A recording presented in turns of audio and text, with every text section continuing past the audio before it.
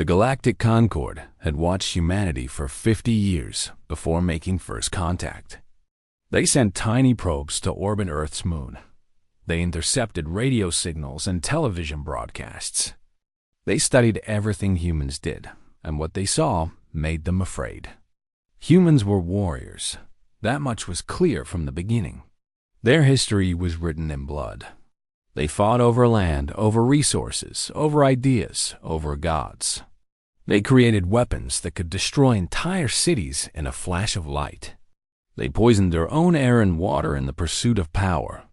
The Concorde's analysts wrote thousands of reports about human violence, and every report ended with the same warning. This species was dangerous.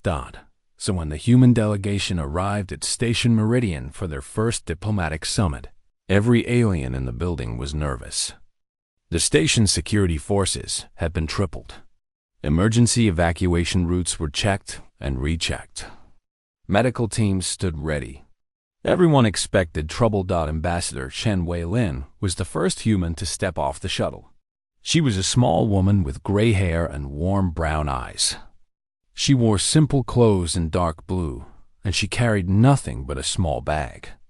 Behind her came 4 more humans, equally unremarkable in appearance. They looked around the landing bay with curiosity and smiled at the aliens who had gathered to meet them. The Valkyrie ambassador was the first to approach.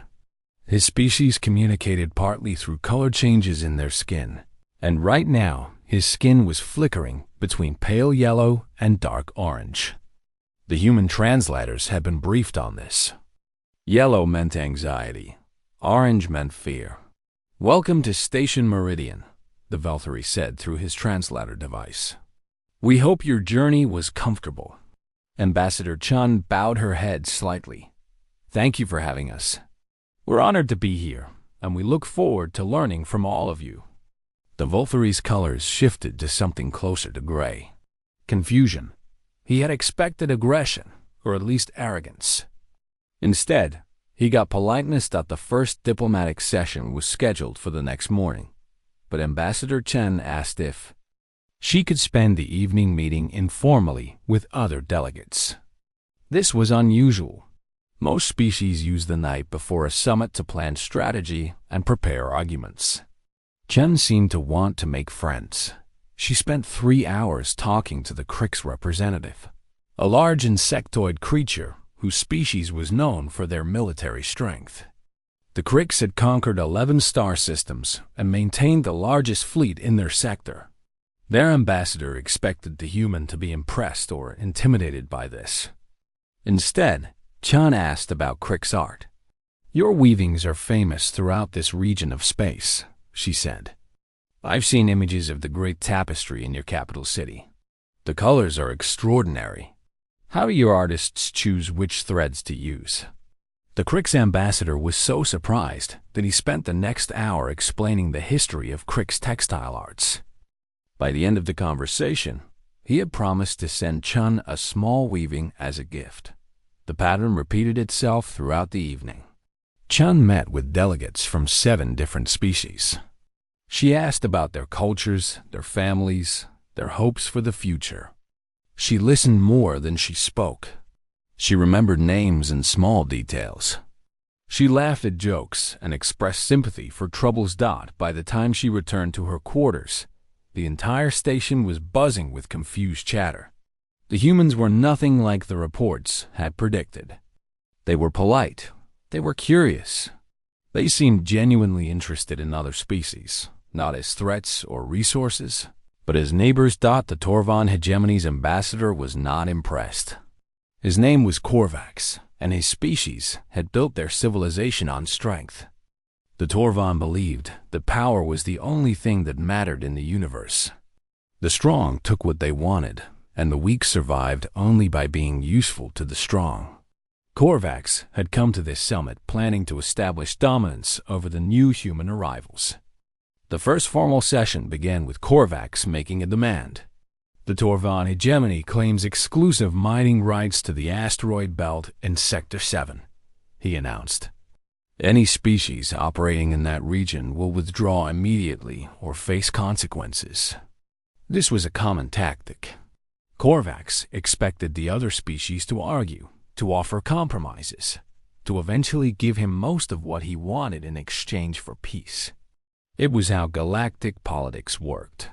Ambassador Chun raised her hand. "May I ask some questions?"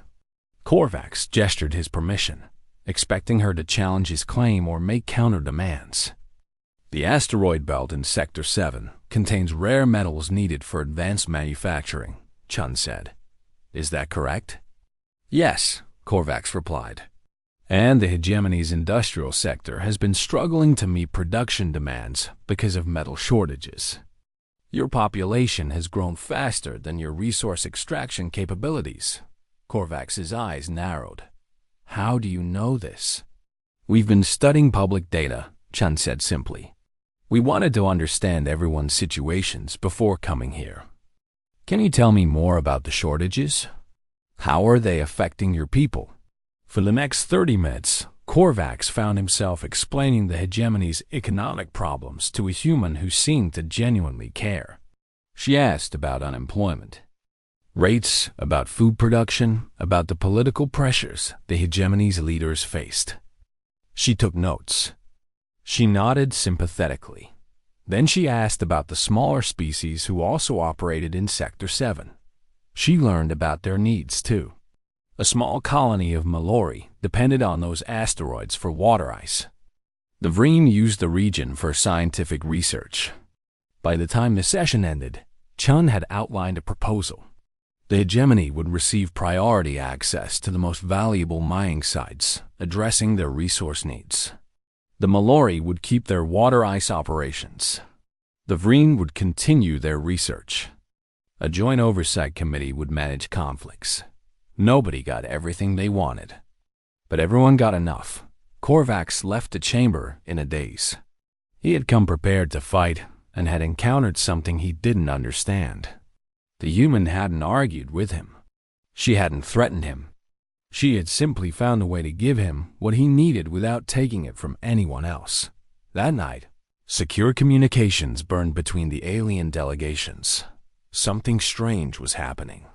The humans weren't behaving like predators. They were behaving like something far more dangerous. They were behaving like problem solvers. 3 weeks into the summit, the Galactic Concord senior members held a secret meeting. No humans were invited. The topic of discussion was simple. What were they going to do about humanity? High Arbiter Yesenix called the meeting to order. She was very old, even by the standards of her species, which lived for centuries. She had seen empires rise and fall. She had negotiated treaties that shaped the fate of billions. She thought she understood how the universe worked. Now she wasn't sure anymore. "We have a problem," she said, looking around the table at the assembled ambassadors. "The humans are changing everything." The Valkyrie representative shifted in his seat. His skin had been stuck on worried yellow for days now. "They haven't done anything wrong," he pointed out. "They follow all protocols. They're polite to everyone. They haven't threatened anyone." "That is exactly the problem," Yesenix replied. She activated a display screen and began showing examples.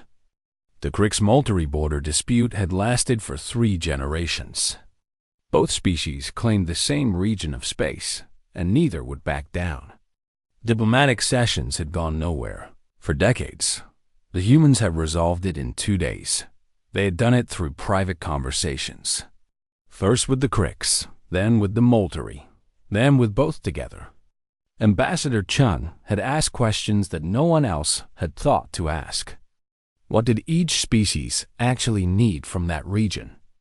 Not what did they want, but what did they need? It turned out the Crix wanted the region for its strategic location. They feared attack from a neighboring power and needed a buffer zone. The Molteri wanted the region for its mineral resources. Their home planet was running low on certain metals. Chun had pointed out that these needs weren't in conflict. The Crix could have their military bases. The Molteri could have their mines. Both species could share the space without stepping on each other. It was obvious once someone said it out loud. But no one had said it out loud for 3 generations. The screen showed more examples. Trade agreements that normally took years were being completed in hours. The humans kept finding arrangements where everyone benefited enough to say yes.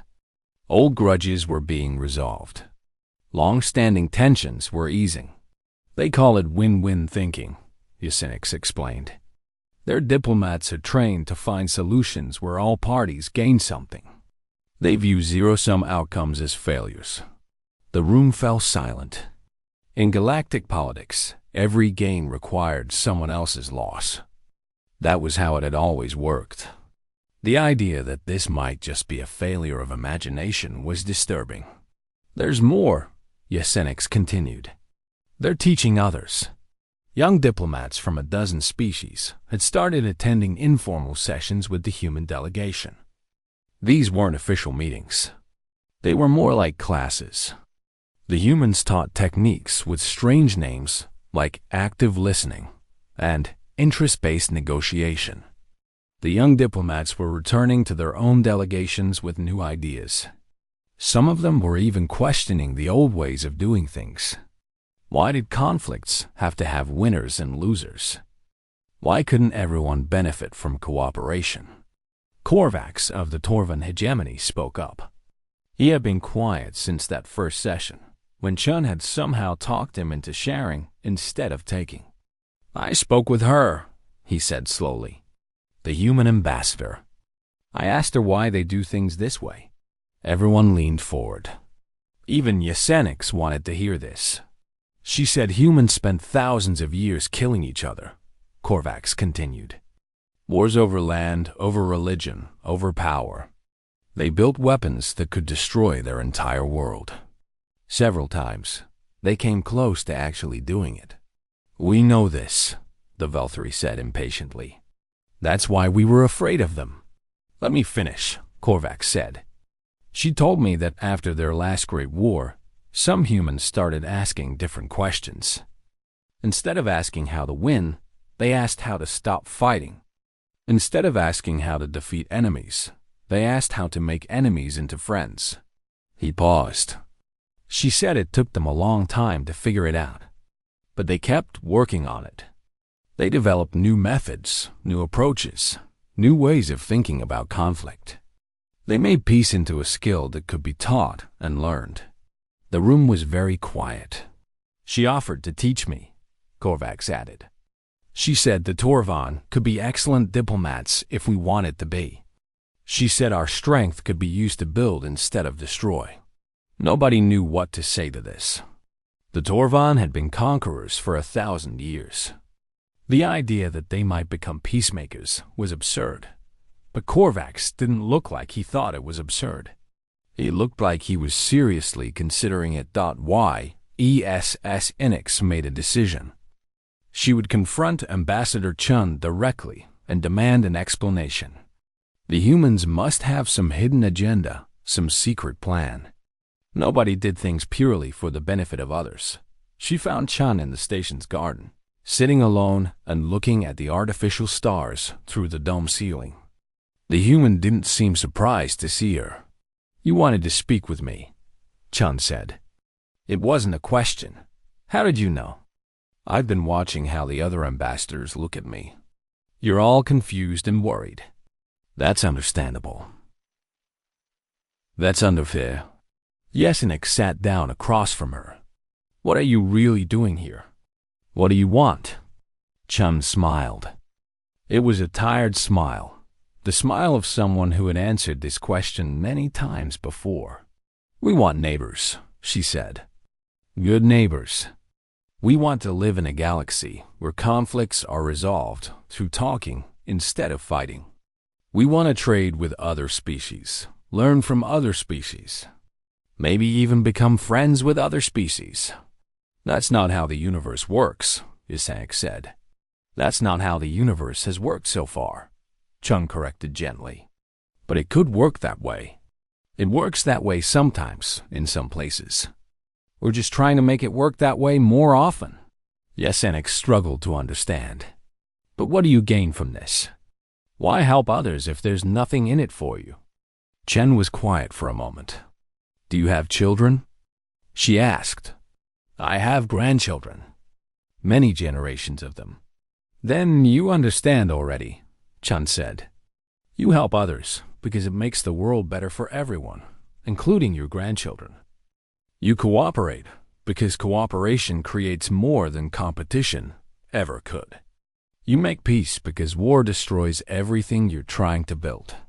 She looked up at the artificial stars. We learned this the hard way. We almost destroyed ourselves learning it.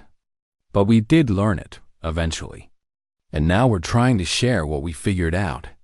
Yesenik sat in silence for a long time after Chum left. She had lived for 600 years. She had seen countless species rise and fall. She had believed she understood the universe. Now she wondered if she had understood anything at all. The crisis came 6 months after humanity joined the Galactic Concord. It began with a message from the Torvan, Hegemony's hardliner faction. The moderate leaders who had been working with Ambassador Chen were pushed aside in a sudden political shift. A group calling itself the True Torvan took control of the Hegemony's military forces. Their leader was a general named Varkith, and he had a simple philosophy. Strength was the only truth in the universe. Varkith announced his intentions through a galaxy-wide broadcast. The Hegemony was claiming 3 neutral star systems near their borders. Any species occupying those systems had 1 week to leave. Anyone who remained would be treated as an enemy. It was a deliberate provocation. Varkith believed that the new diplomatic approach was making the Torvan weak. He wanted to prove that power still mattered, that all the talking and negotiating and cooperating was just a distraction from the real nature of things. The 3 systems he chose were home to small populations of Mallory and Vreen, species too weak to fight back.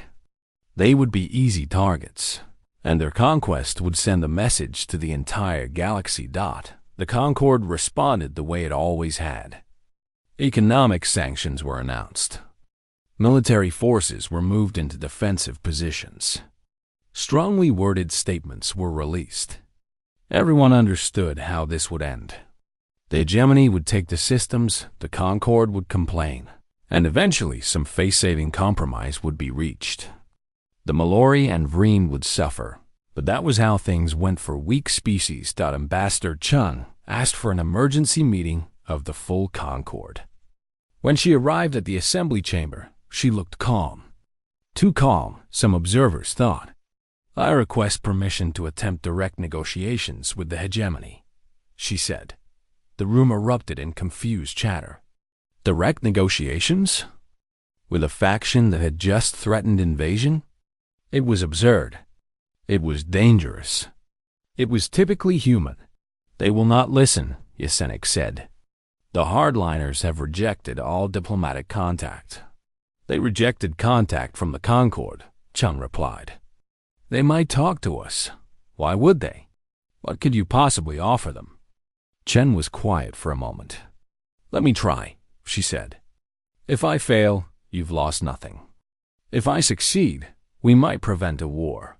The vote was close, but permission was granted. Many delegates assumed they would never see Chun again. Varkith was known for his brutality.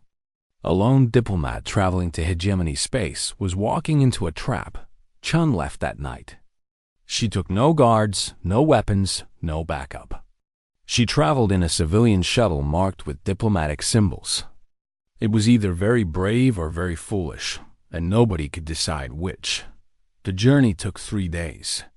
Chum spent most of it reading. She reviewed everything known about Torvan culture, history, and politics. She studied Varkith's personal history. She looked for patterns, for clues about what he really wanted. She found something interesting. Varkith had been a war hero once, decades ago. He had defended Torvan colonies against raiders and earned fame for his courage. But as he rose through the ranks, something changed. He became more political, more calculating. The hero became a schemer. The defender became an aggressor. Chun noticed that Varkith's rise coincided with a period of great uncertainty for the Torvan. Their economy had struggled. Their traditional rivals had grown stronger. Their people had felt afraid and powerless. Varkith offered them strength. He told them they were warriors, that they were meant to conquer, that their problems could be solved through force. It was a simple message, and people believed it because they wanted it to be true. Chun's shuttle was intercepted by hegemony warships as soon as it entered their space. She was escorted to the capital world under heavy guard. The soldiers who met her were surprised by what they saw. They had expected a mighty warrior. They got a small woman with gray hair. Varkith received her in his command center, surrounded by generals and advisors. He wanted to intimidate her, to show her the power of the hegemony. The room was full of screens showing warships and armies. Everything was designed to project strength. Da Chun bowed respectfully and thanked him for agreeing to meet. Varkith laughed. "I agreed to meet because I was curious," he said. "Your species is famous for your weapons, but you send an old woman to negotiate. Is this a joke?" "Our weapons are famous," Chun agreed. "But we've found that talking works better. It's cheaper, too. Talking is for the weak, is it?" Chun sat down without being invited. "You're the strongest person in this room. Probably the strongest in the hegemony right now. But you agreed to meet me. Why?" Varkith's eyes narrowed. "Curiosity." "Maybe," Chun said. "Or maybe you're wondering if there's another way. You've played the strength game your whole life. You've won every battle. But has it made your people happy? Safe? Prosperous?" The room went very quiet. Nobody talked to Varkith like this. "I've been reading about you," Chun continued. "About the young officer who defended the colonies, who protected his people from raiders. That man was a hero. What happened to him?" Varkith's hand moved toward his weapon. For a moment, everyone thought he would kill her right there. But something stopped him. "You know nothing about me," he said through clenched teeth. "I know you love your people," Chun replied gently. "I know you've spent your life trying to make them strong enough to survive in a dangerous universe. That's not wrong. But there might be a better way to keep them safe." The meeting lasted 11 hours. No one outside the room knew what was said. But when Chun finally emerged, Varkith looked like a different person. The anger was still there, but something else had joined it. Something that might have been doubt. 1 week after Ambassador Chun's meeting with General Varkith, the hegemony announced that it was withdrawing from the 3 neutral systems. There would be no invasion. There would be no war. Instead, the hegemony agreed to submit their territorial claims to binding arbitration. The galaxy was shocked. This was unprecedented. The Torvan had never, in their entire history, agreed to let outsiders judge their disputes. They were warriors. They took what they wanted and defended what they had. That was the Torvan way. But Varkith stood before the cameras and said something that nobody expected. "We are strong," he declared. "Strong enough to fight anyone.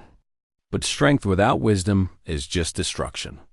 We will prove that we can be powerful and wise at the same time." Behind closed doors, the truth was more complicated.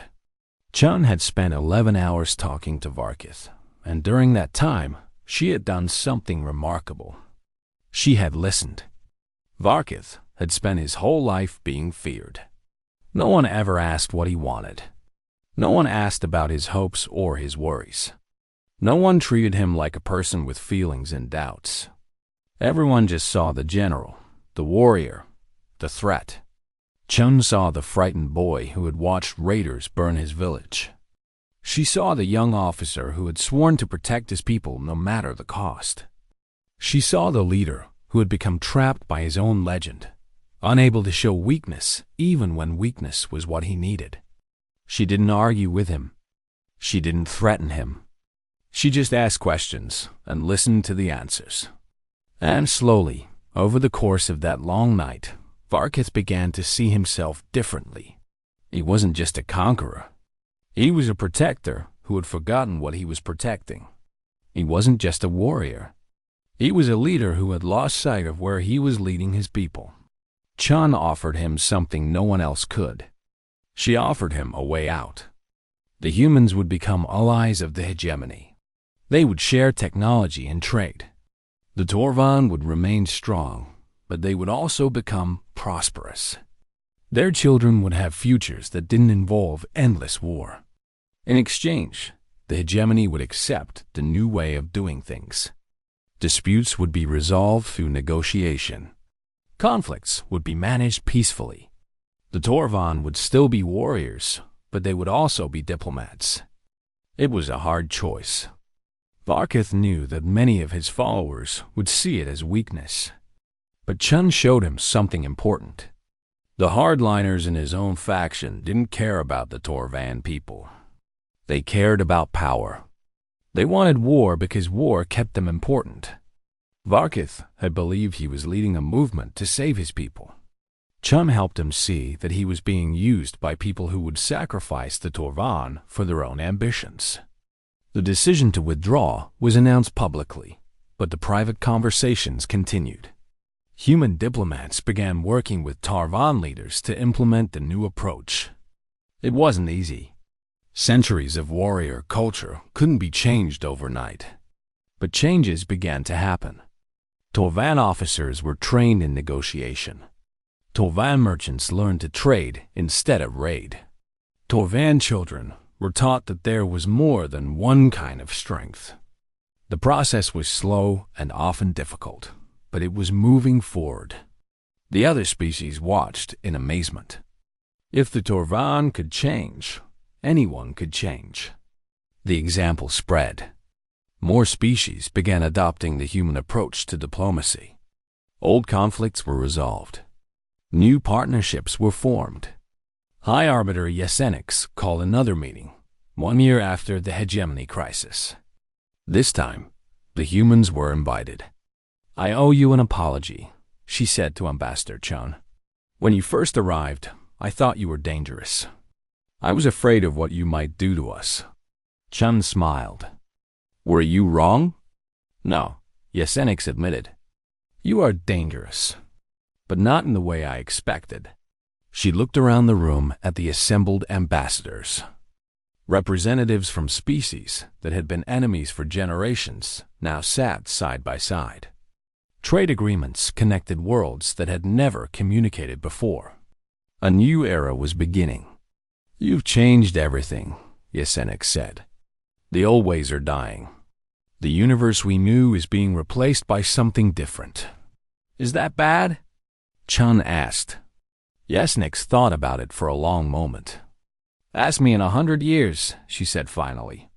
"If we're all still here, if our children are living in peace, if the wars have really ended, then I'll know." Chun nodded. "That's fair." Years passed. The changes continued.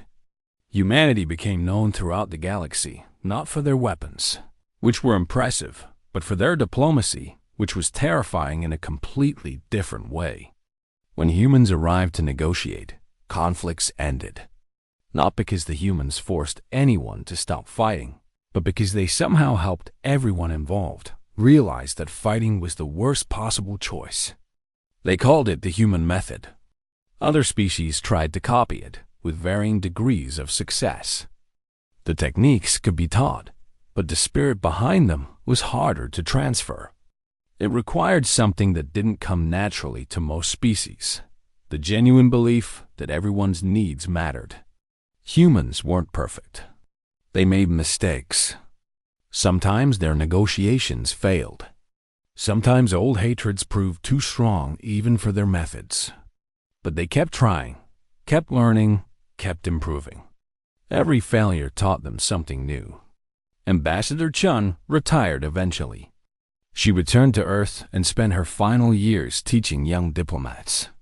She told them the same thing she had told Varkith during that long night on the hegemony's capital world. "We almost destroyed ourselves," she would say.